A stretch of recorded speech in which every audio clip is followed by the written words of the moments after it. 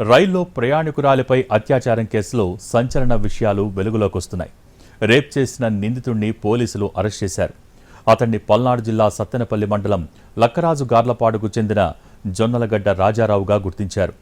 2 నెలల క్రితం కేరళకు చెందిన మహిళపైన అతడు అత్యాచారం చేసినట్టు వెల్లడైంది. బాధిత మహిళ ఫిర్యాదు మేరకు కేసు నమోదు చేసుకున్న రైల్వే పోలీసులు గుంటూరు జిల్లా నడికుడి పిఎస్కు బదిలీ చేశారు. ప్రస్తుతం నడికుడి పోలీసులు కేసు దర్యాప్తు చేస్తున్నారు. మహిళపై అత్యాచారం జరిగిందని వైద్యులు నిర్ధారించడంతో నిందితుడిని గుర్తించి అదుపులోకి తీసుకున్నారు.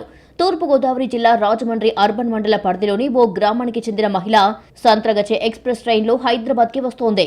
రాజమండ్రి స్టేషన్లో మధ్యాహ్నం 1:30కి ట్రైన్ ఎక్కినట్లు ఆ మహిళ చెప్తోంది.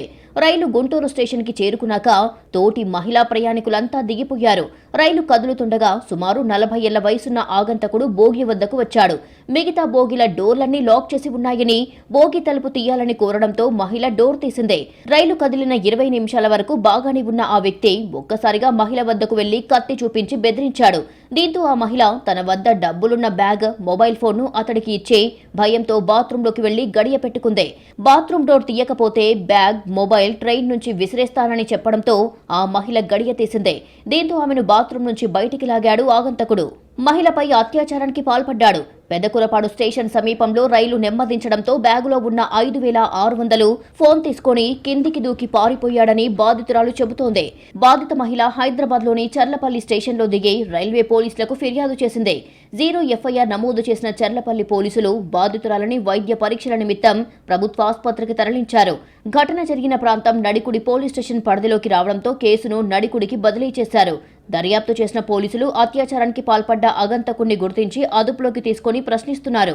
ఈ కేసులో మరో ట్విస్ట్ చోటు చేసుకుంది.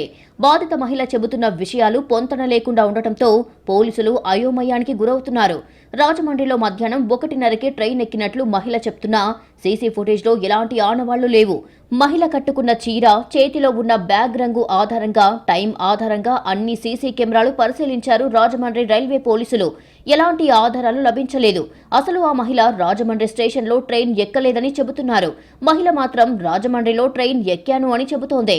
బాధిత మహిళను రేపు మరోసారి గుంటూరు మెజిస్ట్రేట్ ముందు ఇన్ కెమెరాలు హాజరుపరిచే స్టేట్మెంట్ రికార్డ్ చేయనున్నారు.